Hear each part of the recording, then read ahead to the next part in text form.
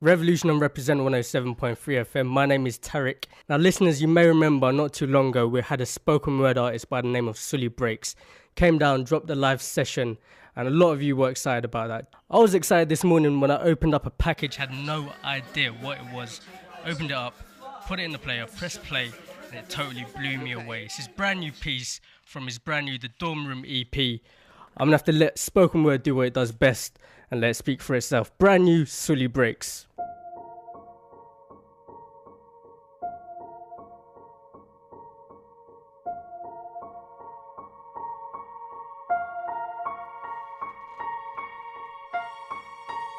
Right now, there is a kid finishing parents' evening in a heated discussion with his mother, saying, why does he have to study subjects he will never ever use in his life?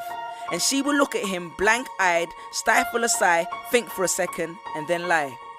She'll say something along the lines of, you know, to get a good job you need a good degree, and these subjects will help you get a good degree. We never had this opportunity when I was younger. And he will reply, but you were young a long time ago, weren't you, Mum? And she won't respond, although what he implies makes perfect sense, that society's needs would have changed since she was 16. But she will ignore him, grip his hand more sternly, then drag him to the car. But what she doesn't know is that she didn't ignore him just to shut him up. She didn't lie because they were just returning from parents' evening and an argument in the hallway would look bad on her resume. She won't lie because she's just spent the last 1 hour convincing a stern-faced teacher that she will ensure that her child studies more at home. No, she will lie simply because she does not know any better herself. Although her whole adult life she has never used or applied Pythagoras' theorem, pathetic fallacy, and still does not know the value of X. She will rely on society to tell her that her child, who has one of the sharpest minds in the school, is hyperactive, unfocused, easily distracted, and wayward. Students, how many equations, subjects, and dates did you memorize just before an exam never to use again? How many A grades did you get which were never asked for when you applied for a job? How many times have you remembered something 5 minutes just after the teacher said stop writing, only to receive your results 1 month later to realize that you were only 1 mark short of the top grade? Does that mean remembering 5 minutes earlier would have made you more qualified for a particular job? Well, on the application form it would have.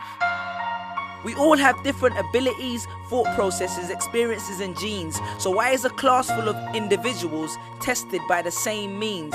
So does that mean Sherelle thinks she's dumb because she couldn't do a couple of sums? And if this issue is not addressed properly, it then becomes a self-fulfilling prophecy. Then every school has the audacity to have a policy on equality. The irony. Exams are society's methods of telling you what you're worth. But you can't let society tell you what you are, because it's the same society that tells you that abortion is wrong but then looks down on teenage parents. The same society that sells products to promote natural hair, looks and smooth complexion, with the model on the box half photoshopped and has fake lashes and hair extensions, with pastors that preach charity but own private jets, imams that preach against greed but are all fat, parents that say they want educated kids but constantly marvel at how rich Richard Branson is, governments that preach peace but endorse wars, that say they believe so much in the importance of higher education and further learning, then why increase tuition fees every single year? I believe Miss Jefferson when she took me into the office and said that my exams would be imperative to my success, because we was taught to always follow when Miss Jefferson led. But then I took Jefferson out of the equation and learned to think for myself. I realized we was taught to always follow when Miss led. The irony.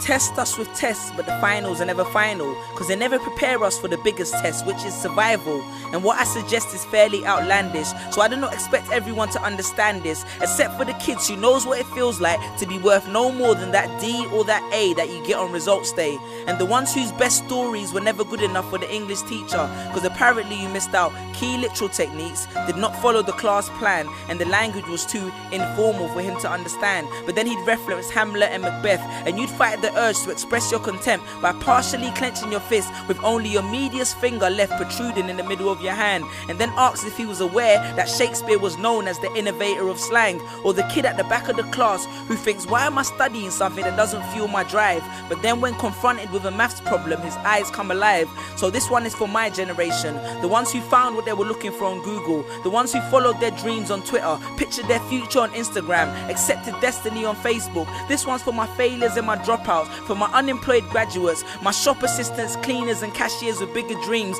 my self-employed entrepreneurs, my world changers and my dream chasers. Because the purpose of why I hate school but love education was not to initiate a worldwide debate, but to let them know that whether 72 or 88, 44 or 68, we will not let exam results decide our fate. Peace. Just these pictures on my phone, sitting all alone, visualizing home. And all my friends were just these pictures on my phone, pictures on my phone.